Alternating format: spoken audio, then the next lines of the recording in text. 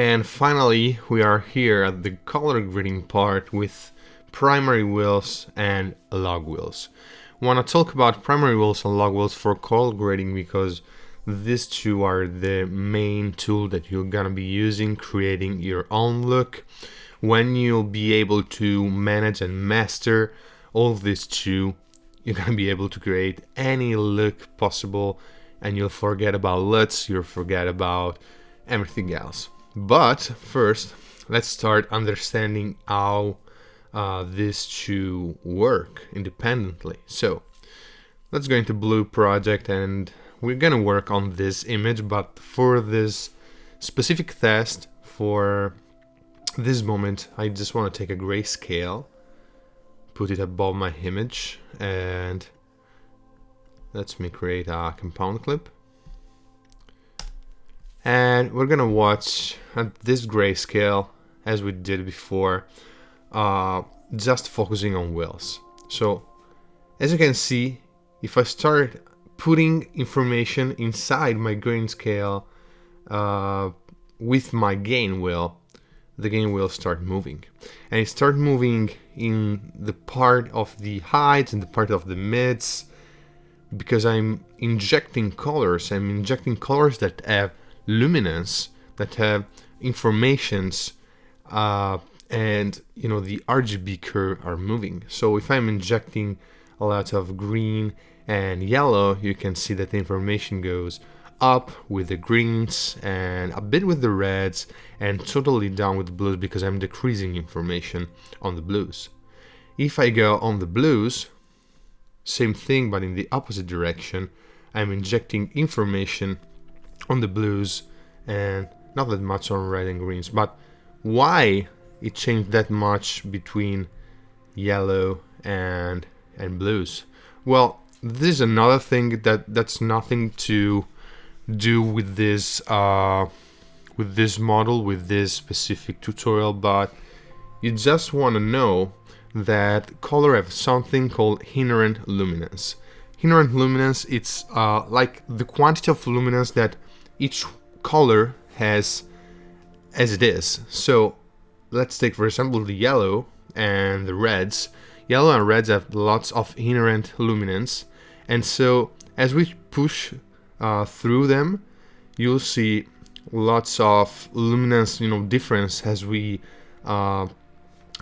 reach the pure color, and you can see that from the blue. On the opposite part, the magenta and blue side have not that much of that inherent luminance. But we have to study this on an opposite tutorial, another tutorial. But that thing of the inherent luminance is just about on the pure colors. Everywhere you are working with colors, you gotta know that there are a few colors like yellows, reds, oranges, and even greens that have a higher luminance than blues and magentas. All of this little reach there. But making a step back, when I'm adding information from the gain, I'm putting in my image input some information, some values that are gonna change the RGB curve. In the same way, if I'm gonna push my gamma through colors, as you can see, wherever I go with it is gonna move my curve on the mids, on the gamma. Here I'm pushing reds, so reds are moving. Here I'm pushing blues, and so blues are moving. And same thing on the left. Remaining just on the values, because now we are working with colors, but remaining on values, let's watch what happens if I move gain, gamma, and lift on the main inherent value. If I move the gain, as we know, the gain goes down and it's taking a large portion of the curve.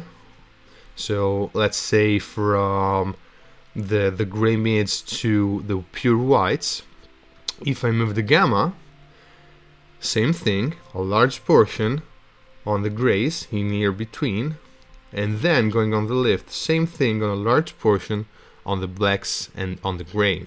So let's say that the lift worked from 0 to 512, and the gamma, they call that gray portion, from 256 to 768, and the gain, the remaining, from 8400 to 1023. So these are three big portions to work on while we're working on an image. And if I work, on a normal image, I'm taking a large portion of the scopes of the image. If I switch to log, the log is the exact same thing, but let's check this out. If I move colors, just a little, tiny portion of the highlights are moving. Let's do the same thing in the shadow. A little, portion of shadow are moving. So let's just say normally that shadows work on a little range that it's, more accurate than the primary wheels. And the cool thing is just not about the accuracy, because, we are working on a little part of the image, but more about two things that are called low range and high range. And these two work as gates to the control of my blacks, of my mids, and of my highs. So let's watch at the grayscale and the parade. If I'll move the low rate, I can set where my lows start working. With a stop, it stops there. It's stopping to, let's see, 512. So we know that now, by doing any twitch on my shadow, I can say the image, just this twitch, this modification must affect just a range of colors in the shadows. So that's the greatest things about the log wheel. And same things on the highlights. I can say push the highlights whole up to this orange yellow. Now we can say that all tweaks should start and stop on a specific way, on a specific part of the image. That's pretty cool. And that's the main thing that should, let you understand how this works differently.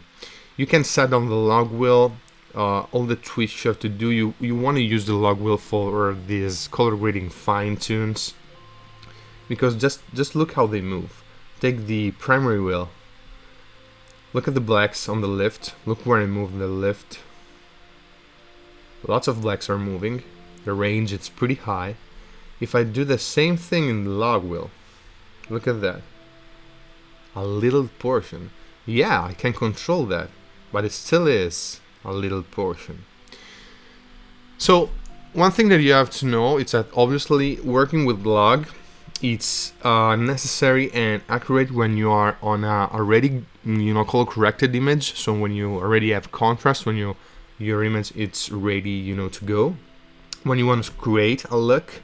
And lots of people don't even use log and create a stunning look with primary wheels, but I think that log wheels is where the game changed for real. Is where you can make everything stand out.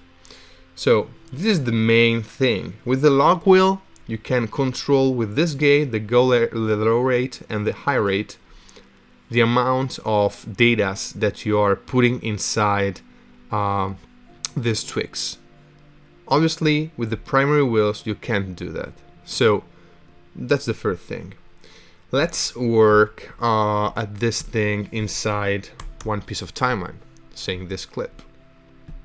So I'm gonna color correct this as I want. So I'll do a fast but cool correction. So I just want to focus on, bringing that to a cool point. So I want to tweak my contrast up. I'm already liking this, by the way. And that's a cool starting point for me. White balance in school, so my white balance node should be empty, and my noise reduction node should be empty right now. So let's rename this. Just remember to rename this always to be, organized.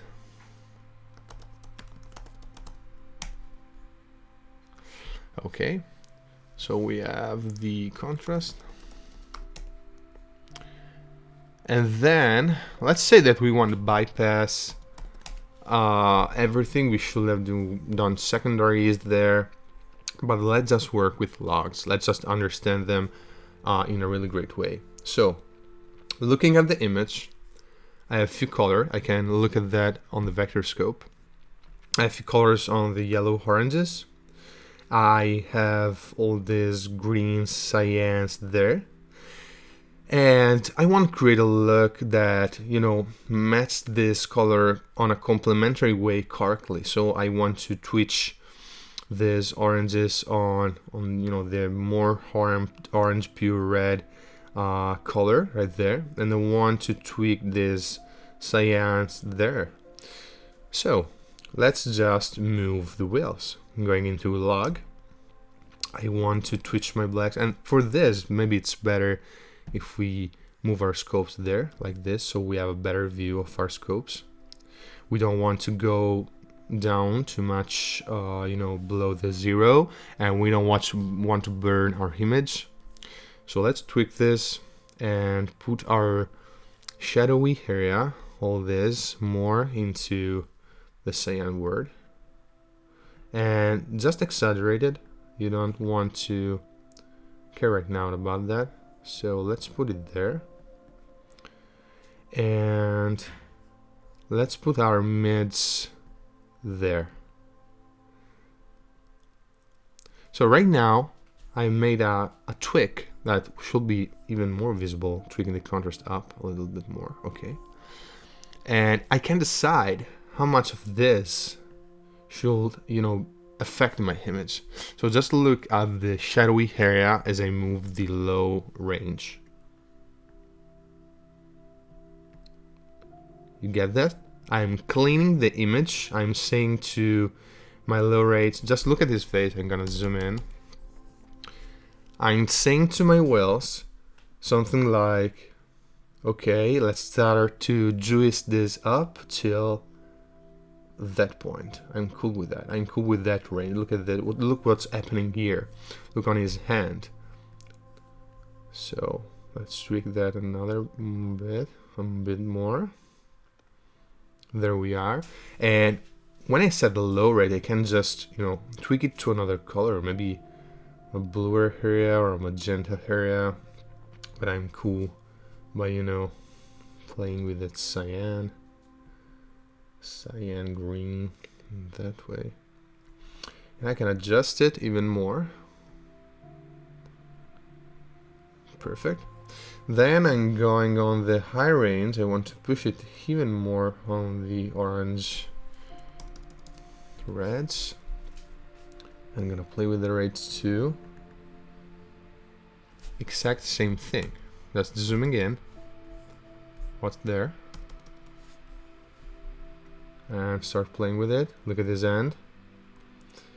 I just have the power to say how much juice I want to add to my image. I have the power to understand based on where blacks are and where mids highlighted area are. I can tweak them as I want. So we have to know this, because that's the most powerful thing about log wheels. Let me deactivate that and activate that. Look how strong the impact is. You don't need LUTs, you don't need anything, because you can tweak your image as you want just by moving these wheels and being conscious of this. You can also mix them up with primaries. So let's make a parallel node, Option P. And in my parallel, I'll call it like primary look. And on primary look, I will accentuate what I'm doing, but using primaries. As said, primaries are accentuating or are making a punch effect to everything we are doing, because it's taking a large portion of the image. So if I tweak right now something like on the reds, on the lift, just to cancel out a bit of what I've done.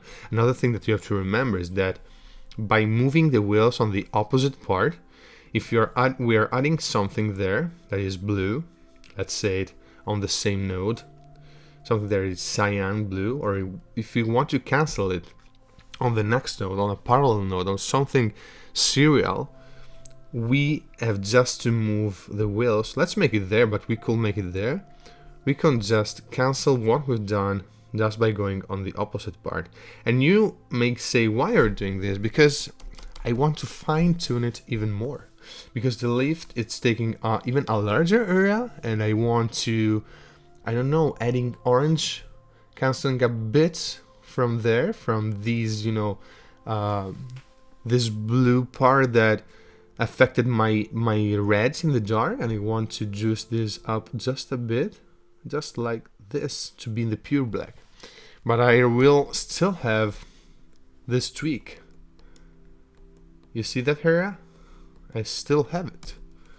And you have to play it cool with both of this. So creating looks is just all about watching your image and tweaking that with the wheels and color, with the perception and knowing that we are tweaking them in the way we want. So we have to be just conscious of what we are doing and be conscious that we can do lots of stuff just by moving these wheels and moving these gates.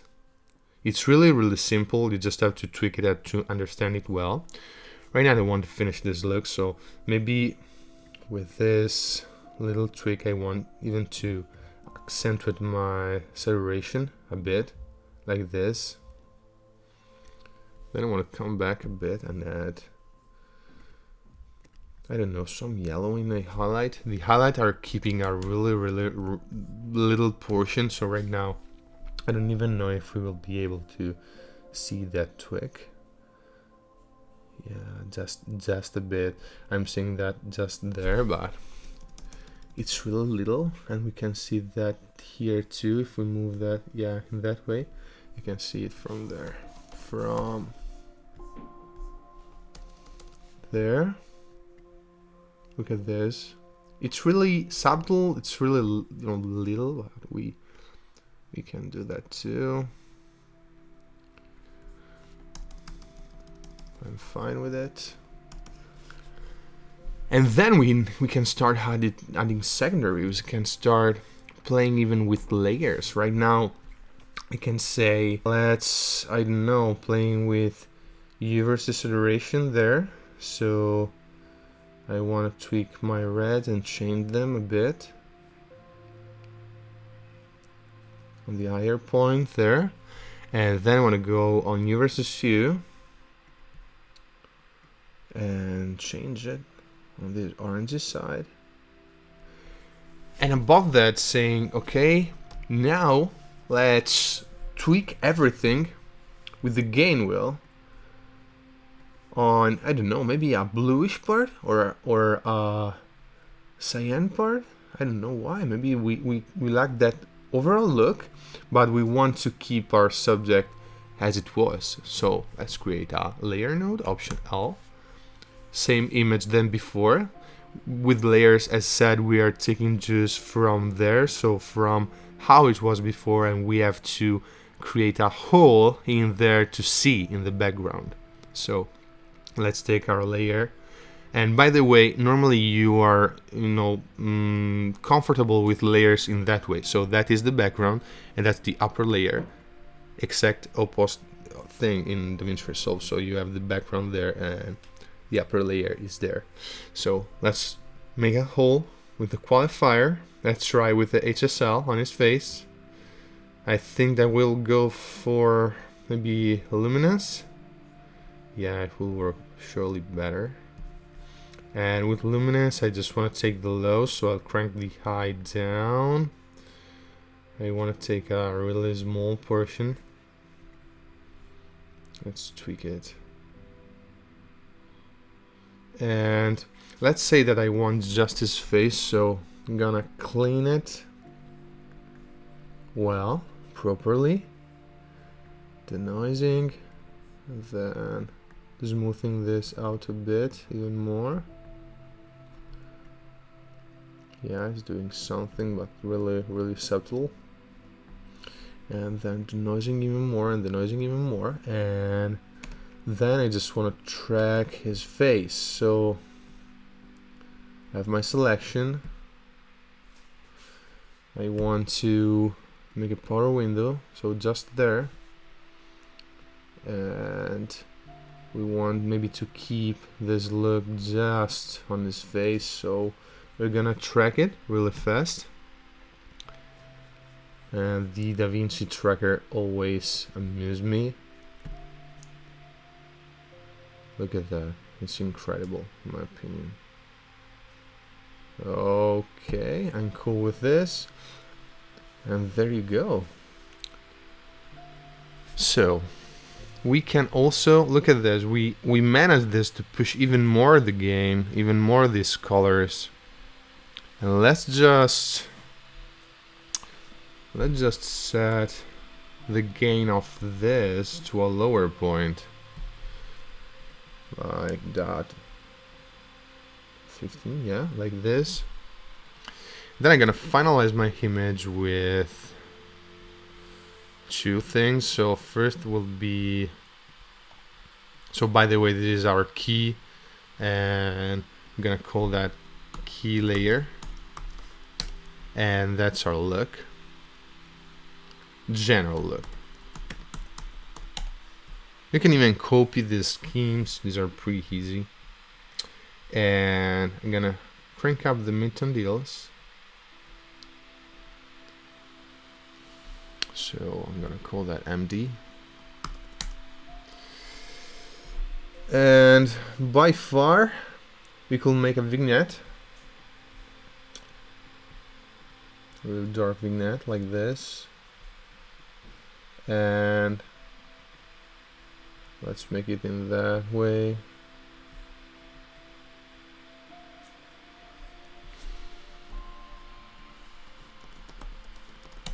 And two main things. Oh, I want to add with Shift S something before vignette. Will be the glow.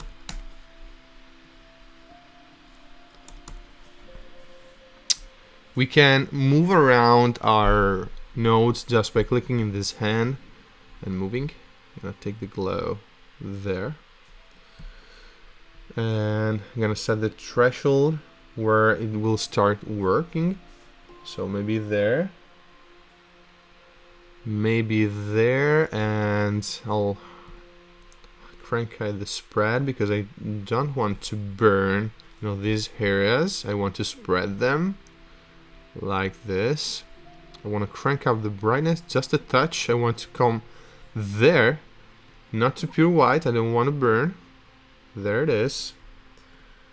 And yeah, maybe threshold even downer there. Before and after, I'm cool with it. And let's add in the end some details there. Going to 37. And final touch, film grain.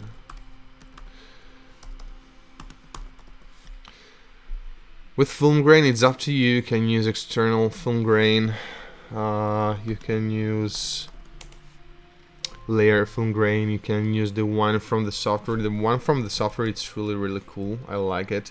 But before that, I want to disable this. I want to clean up the image just a bit. With an R. Going there. We have a bit of, movement, so I'll go by 3, and I'll set the motion intonation type to better, and I'll set this up to 7. Yeah, as you can see there, we have a great improvement. And then on the spatial NR, on enhanced, I'll say 20. Yeah, This will be cool on the output, but by the way, let me set it to faster and just 5. The faster way is not that good, but just as a preview, it works great. You're gonna smooth up the whole image. So, and it's crucial that you use it at the beginning, because as you're saying, we still have our added details there. Look at that. I'm gonna deselect this. We have these details that crank up the image, but it's better for you to play with this, with the noise reduction in the better or enhanced mode. Don't go too high, obviously, but play cool with it. Or sometime, it's not my case because C200 is pretty clean. You want to crank up just the chroma for red or green, you know, noisy things around. So now I can add my film grain. Going there. I'm gonna zoom in a little bit and open the FX. Going into 35-200T for this one. I'm gonna crank up the opacity and the texture. I want to change it. Yeah, a dirt one. Perfect. If you want to watch how the grain is working, just press grain only and it will watch it. But yeah, by the way, I like the way it is. So let's see what we've done. Let's deselect everything with Option D, and we didn't make a white balance because the image was already good. We did few primary wheels to create an initial tone for the contrast. We added contrast. Then after contrast, we play with the log wheel and we created initial look with the log. Then another, enhanced to the look with the primaries. So we played together with log and primaries, as you can see. Then we made a general look, and we had a key layer to make his face stand out.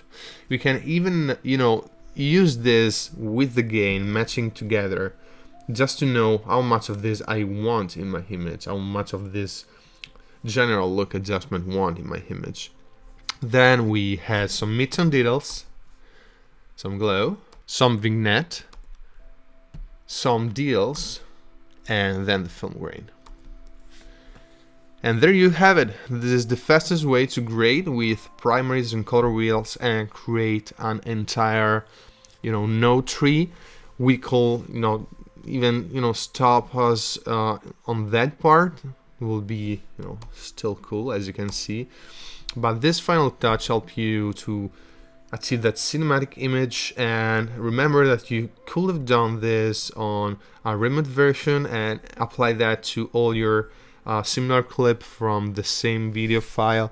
We could now grab a still of this and apply it to another, part of the footage and just tweaking the log.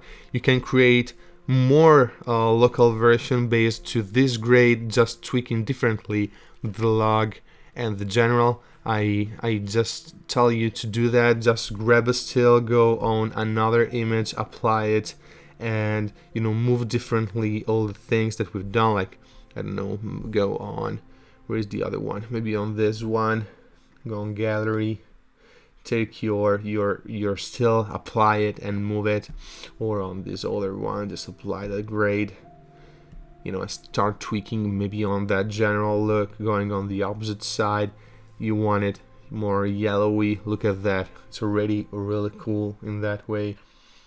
You just have to make tweaks. You just have to push them and to make your custom adjustment. But the main thing about this lesson was the log wheel. Remember that remember how these two work differently. Remember that on the log wheel, when you have an already worked image, when you have contrast in your image, when your range it's pretty high and you can work with a larger amount of data, the log help you setting the point, setting these rates or this range. I usually call this like gates because they help you, setting the point. They help you saying where you want to start, to working with your tweaks. And that's the, most important thing, in my opinion, and the cleanest one. And yeah, that's it. So remember just to not focus just on one wheels and play with them together. And as you can see, with them together, we can create stunning and incredible looks.